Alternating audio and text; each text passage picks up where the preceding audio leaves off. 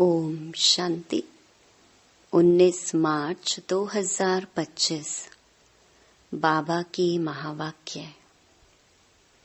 मीठे बच्चे, तुम्हें इस पुरानी दुनिया, पुराने शरीर से जीते जी मरकर घर जाना है। इसलिए देह अभिमान छोड़ देही अभिमानी बनो। प्रश्न: अच्छे अच्छे पुरुषार्थी बच्चों की निशानी क्या होगी? उत्तर: जो अच्छे पुरुषार्थी हैं वह सवेरे सवेरे उठकर देही अभिमानी रहने की प्रैक्टिस करेंगे।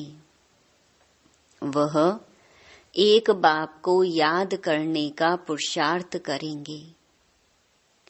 उन्हें लक्ष्य रहता कि और कोई देहधारी याद न आए। निरंतर बाप और 84 के चक्कर की याद रहे। यह भी अहो सौभाग्य कहेंगे। ओम शांति। अभी तुम बच्चे जीते जी मरे हुए हो। कैसे मरे हो?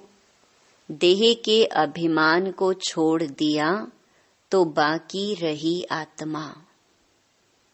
शरीर तो खत्म हो जाता है, आत्मा नहीं मरती।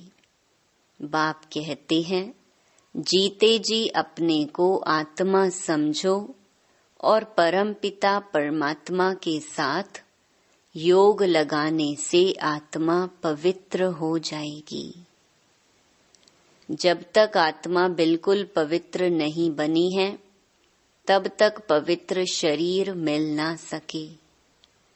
आत्मा पवित्र बन गई तो फिर यह पुराना शरीर आपे ही छूट जाएगा। जैसे सर्प की खल ऑटोमेटिकली छूट जाती है, उनसे ममत्व मिट जाता है। वह जानता है हमको नई खल मिलती है, पुरानी उतर जाएगी। हरेक को अपनी अपनी बुद्धि तो होती है ना। अभी तुम बच्चे समझते हो हम जीते जी इस पुरानी दुनिया से, पुराने शरीर से मर चुके हैं। फिर तुम आत्माएं भी शरीर छोड़ कहाँ जाएंगी? अपने घर। पहले पहले तो यह पक्का याद करना है, हम आत्मा हैं, शरीर नहीं। आत्मा कहती है, बाबा हम आपके हो चुके, जीते जी मर चुके हैं। अब आत्मा को फरमान मिला हुआ है कि मुझ बाप को याद करो तो तुम तमो प्रधान से सतो प्रधान बन जाएंगे। यह याद का अभ्यास पक्का चाहिए।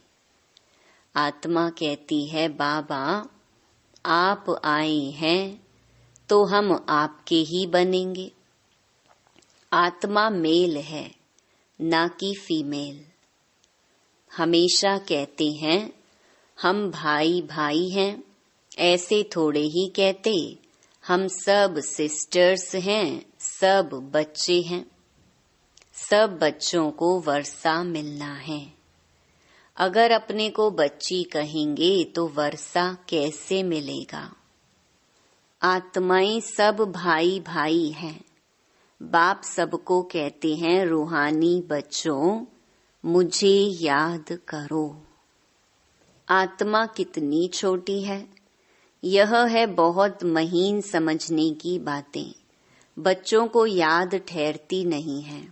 सन्यासी लोग दृष्टांत देते हैं, मैं भैंस हूँ। ऐसे कहने से फिर भैंस बन जाते हैं।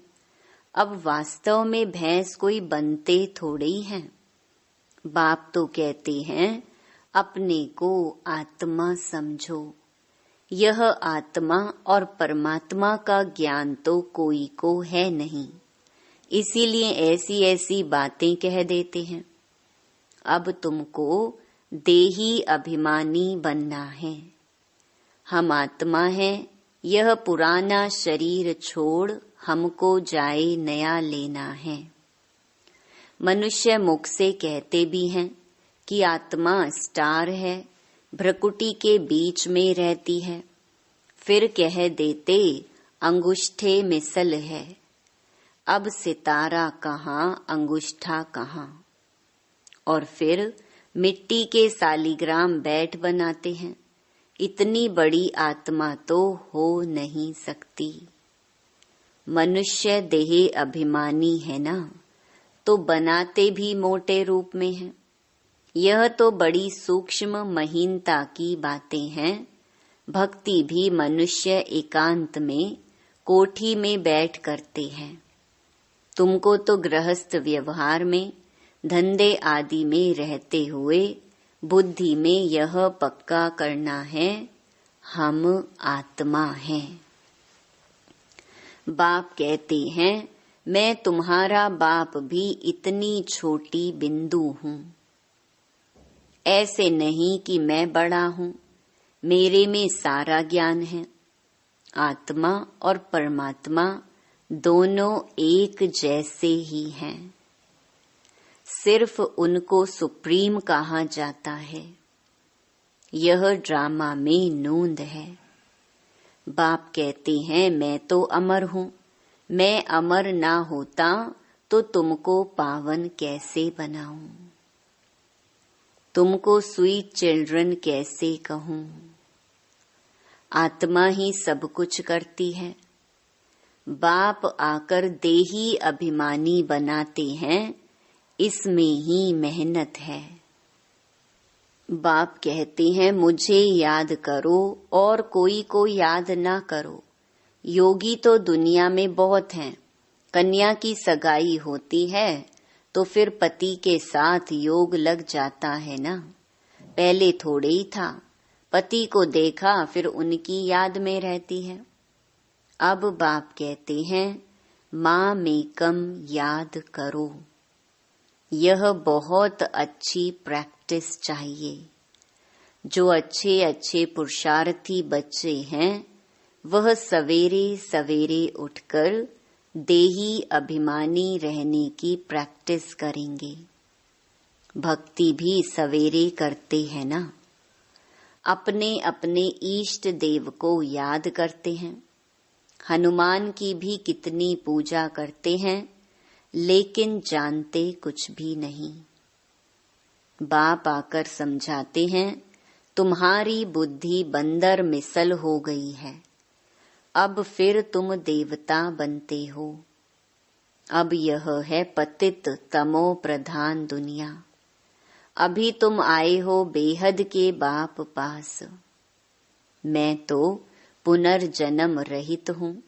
यह शरीर इस दादा का है। मेरा कोई शरीर का नाम नहीं। मेरा नाम ही है कल्याणकारी शिव। तुम बच्चे जानते हो, शिव बाबा कल्याणकारी आकर नरक को स्वर्ग बनाते हैं। कितना कल्याण करते हैं। नरक का एकदम विनाश करा देते हैं। प्रजापिता ब्रह्मा द्वारा अभी स्थापना हो रही है। यह है प्रजापिता ब्रह्मा मुख वंशावली। चलते फिरते एक दो को सावधान करना है, मन मना भव। बाप कहते हैं, मुझे याद करो तो विकर्म विनाश होंगे। पतित पावन तो बाप है ना। उन्होंने भूल से भगवानुवाच के बदले श्री कृष्ण भगवानुवाच लिख दिया है। भगवान तो निराकार है, उनको परम पिता परमात्मा कहा जाता है। उनका नाम है शिव। शिव की पूजा भी बहुत होती है। शिव काशी कहते रहते हैं। भक्ति मार्ग में अनेक प्रकार के नाम रख दिए हैं। कमाई के लिए अनेक मंदिर बनाए हैं। असली नाम है शिव। फिर सोमनाथ रखा है। सोमनाथ सोमरस पिलाते हैं। ज्ञान धन देते हैं। फिर जब पुजारी बनते हैं तो कितना खर्चा करते हैं उनके मंदिर बनाने पर, क्योंकि सोमरस दिया है ना। सोमनाथ के साथ सोमनाथिनी भी होगी। यथा राजा रानी तथा प्रजा, सब सोमनाथ सोमनाथिनी हैं। तुम सोनी दुनिया में जाते हो, वहां सोने की ईंटें होती हैं, नहीं तो दीवारें आदि कैसे बने। बहुत सोना होता है, इसीलिए उसको सोने की दुनिया कहा जाता है। यह है लोहे पत्थरों की दुनिया। स्वर्ग का नाम सुनकर ही मुख पानी हो जाता है। विष्णु के 2 रूप लक्ष्मी नारायण अलग अलग बनेंगे ना। तुम विष्णुपुरी के मालिक बनते हो, अभी तुम हो रावणपुरी में। तो अब बाप कहते हैं, सिर्फ अपने को आत्मा समझ मुझ बाप को याद करो। बाप भी परम धाम में रहते हैं, तुम आत्माएं भी परम धाम में रहती हो। बाप कहते हैं, तुमको कोई तकलीफ नहीं देता हूँ। बहुत सहज है। बाकी यह रावण दुश्मन तुम्हारे सामने खड़ा है, यह विघ्न डालते हैं। ज्ञान में विघ्न नहीं पड़ते, विघ्न पड़ते हैं याद में। घड़ी घड़ी माया याद भुला देती है, देह अभिमान में ले आती है, बाप को याद करने नहीं देती। यह युद्ध चलती है। बाप कहते हैं, तुम कर्म योगी तो हो ही।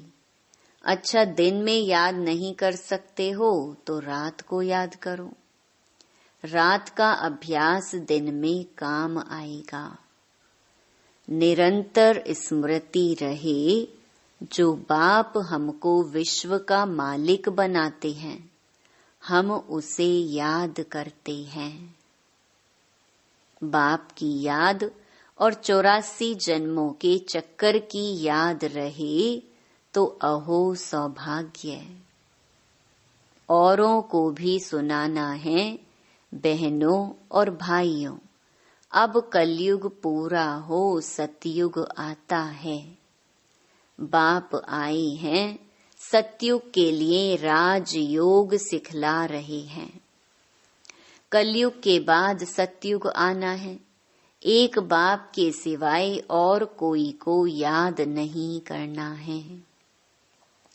वानप्रस्थी जो होते हैं, वह सन्यासियों का जाए संग करते हैं।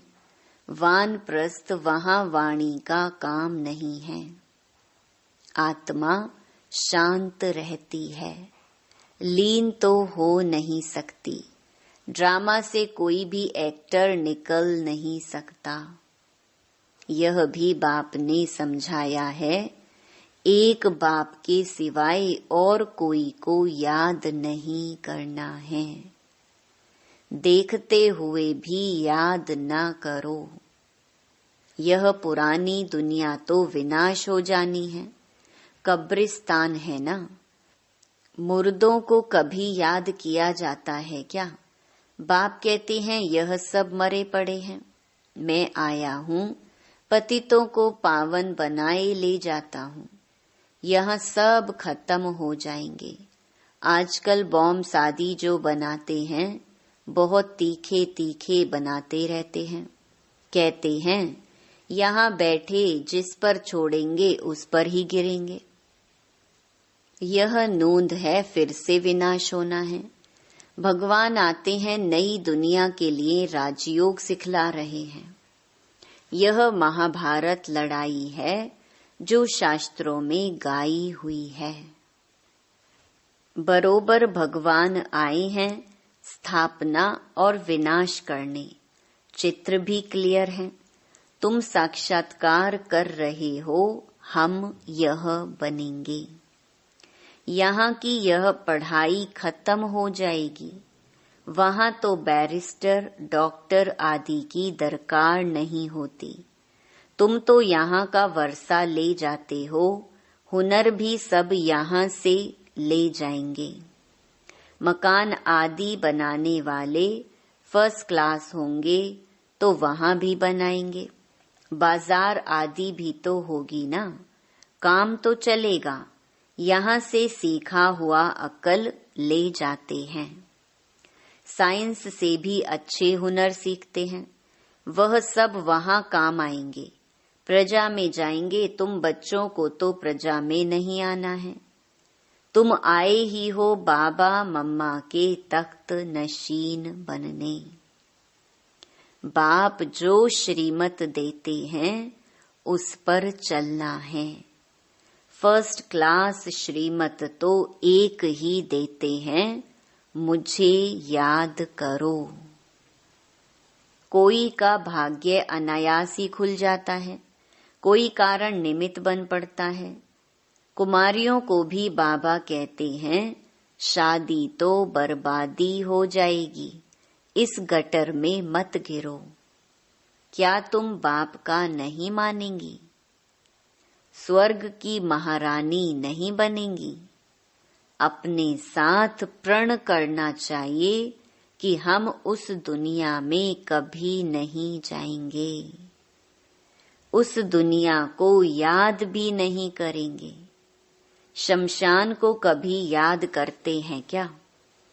यहाँ तो तुम कहते हो कहाँ यह शरीर छूटे तो हम अपने स्वर्ग में जाएं। अब 84 जन्म पूरे हुए, अब हम अपने घर जाते हैं। औरों को भी यही सुनाना है। यह भी समझते हो बाबा बिगर सतयुग की राजाई कोई दे नहीं सकते। इस रथ को भी कर्म भोग तो होता है ना। बाप दादा की भी आपस में कभी रूह रिहान चलती है। यह बाबा कहते हैं बाबा आशीर्वाद कर दो, खांसी के लिए कोई दवाई करो या छू मंतर से उड़ा दो। कहते हैं नहीं, यह तो भोगना ही है। यह तुम्हारा रथ लेता हूँ, उसके एवज में तो देता ही हूँ। बाकी यह तो तुम्हारा हिसाब किताब है। अंत तक कुछ न कुछ होता रहेगा। तुम्हें आशीर्वाद करूं तो सब पर करना पड़े। आज यह बच्ची यहाँ बैठी है, कल ट्रेन में एक्सीडेंट हो जाता है, मर पड़ती है। बाबा कहेंगे ड्रामा। ऐसे थोड़े ही कह सकते कि बाबा ने पहले क्यों नहीं बताया। ऐसा कायदा नहीं है। मैं तो आता हूँ पतित से पावन बनाने, यह बतलाने थोड़ी आया हूँ। यह हिसाब किताब तो तुमको अपना चुकतू करना है, इसमें आशीर्वाद की बात नहीं। इसके लिए जाओ सन्यासियों के पास। बाबा तो बात ही एक बताते हैं, मुझे बुलाया ही इसीलिए है कि हमको आकर नरक से स्वर्ग में ले जाओ। गाते भी हैं पतित पावन सीताराम, परंतु अर्थ उल्टा निकाल दिया है। फिर राम की बैठ महिमा करते रघुपति राघव राजा राम। बाप कहते हैं इस भक्ति मार्ग में तुमने कितने पैसे गंवाए हैं। एक गीत भी है ना, क्या कौतुक देखा।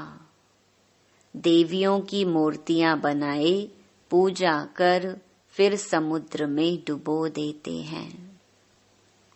अब समझ में आता है कितने पैसे बर्बाद करते हैं, फिर भी यह होगा।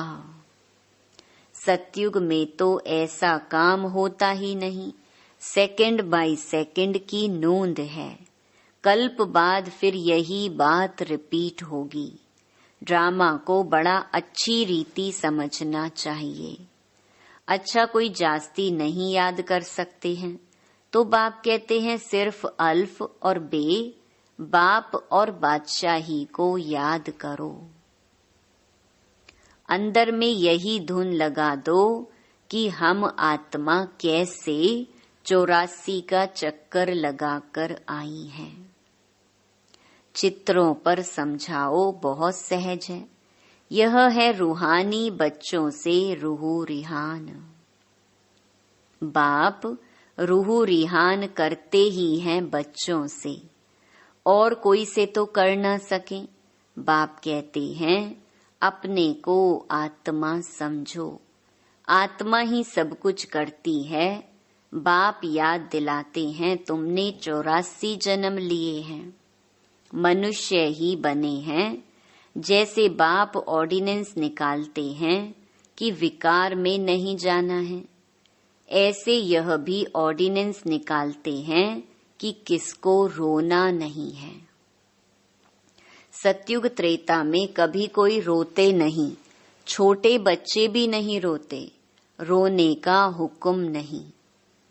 वह है ही हर्षित रहने की दुनिया, उसकी प्रैक्टिस सारी यहाँ करनी है।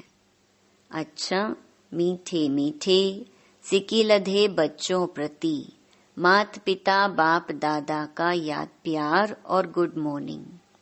रूहानी बाप की रूहानी बच्चों को नमस्ते। धारणा के लिए मुख्य सार। पहला,